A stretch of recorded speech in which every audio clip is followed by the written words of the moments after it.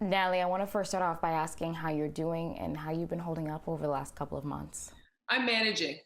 Sometimes we talk about day by day, sometimes we talk about hour by hour, but I think I've been very fortunate enough to create a circle of both people and resources that have been huge for me, not only through the pandemic of COVID-19, but through this revisiting pandemic of racism.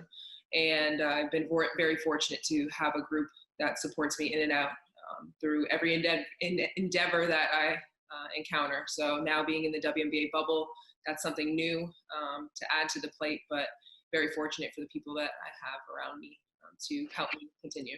And before the start of the WNBA season, you yourself were on the front lines protesting police brutality and anti-black racism. Can you talk to me about what that experience was like? It was powerful, especially the one that I went to in Indianapolis, because it was actually run by a group of young Black women. I think they were all five of them or six of them were all under the age of 21. And they are the ones who initiated and started that one originally. And so I was really fortunate to be there. And because the kids, and I know I'm young in myself, and I always say this, but they're the ones that are going to lead us through this next generation. And the changing of the guard needs to continue to happen and push in the forefront because unfortunately, slavery, Jim Crow, all of that is not that long ago. So we have people that are still living, grandparents of people that are still living that experienced that and went through that and may still have those mindsets. So it is this young group that is going to lead us forward. And it was really powerful to be a part of something that was led by, once again, Black women. You know, when you think about leagues using their platform to help affect change, the WNBA has been clear leaders in that regard. You think about messaging throughout the games, Breonna Taylor's name on the back of everybody's jersey. A lot of direct and honest conversation needs to take place in order for those things to happen. How integral has a Players Association been throughout all this? I have to give my hats off to our Players Association. The women that lead us in that, and my coworkers as players, but also Terry, Jane, Michael, everybody that leads our Players Association, they have been at the forefront and pushing the message that what we as players want. And the league has been very open to listening to that and communicating, and this has been a huge group effort in pushing the message.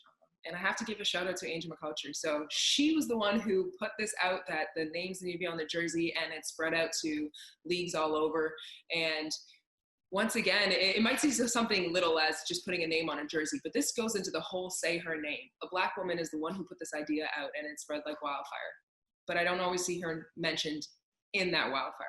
So say her name goes beyond just opportunities for jobs. It goes beyond just, unfortunately, the death of Black women at the hands of police officers. It goes say her name in anything and everything. Say her name in rooms that you have the opportunity to sit at tables.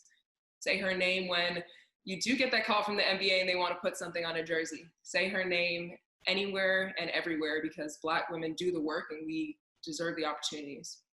Now, Natalie, I know mental health is something you are incredibly passionate about.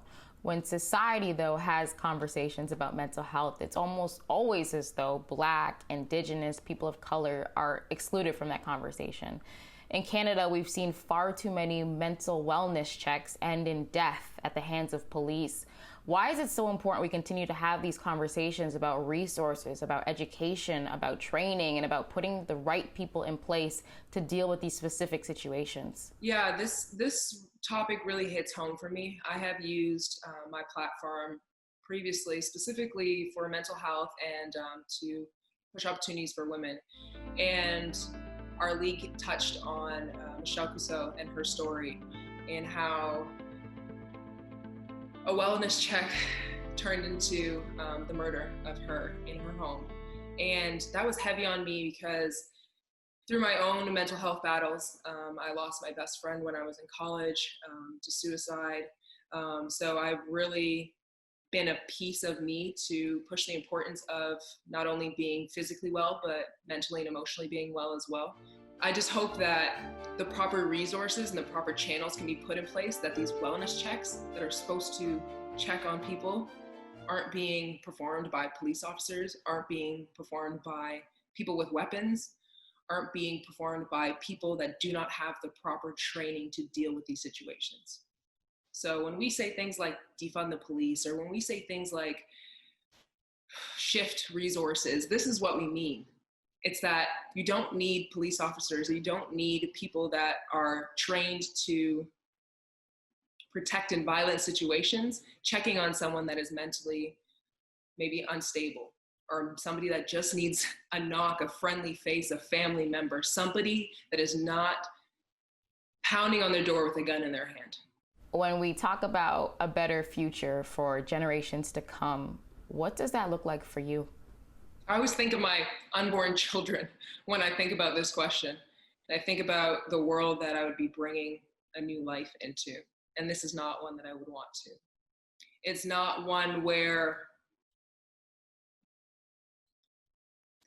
I would want my children to fear for their parents leaving their home, the way I fear for my boyfriend, my brother, my father leaving the home, his son who's 5 leaving their home. It's one where opportunities will be provided by on your merit, not on the color of your skin. It would be one where I would feel safe calling for help, whether that is if I need a police officer in a situation or whether I need a wellness check. I would know that the systems put in place are not put in place to limit my success. And there's a lot of work to be done on multiple avenues. But I think I always say this: if you start small, if you start in your circle, you start in your bubble in a sense, that's how you take on the world. Because if you can change the minds or change the opinions or try to pull the good out of somebody's heart in your circle, that's one more person. That's one more connection. It's one more table. It's one more community. And then from there, we can hope that we can change the systems, because it's not just the hearts of people, but it's the laws and it's the policies put in place that are impeding the growth and the success of Black people. Natalie, I want to thank you so much for being so open, and thank you as always for your time. Thank you. Thanks, Kayla.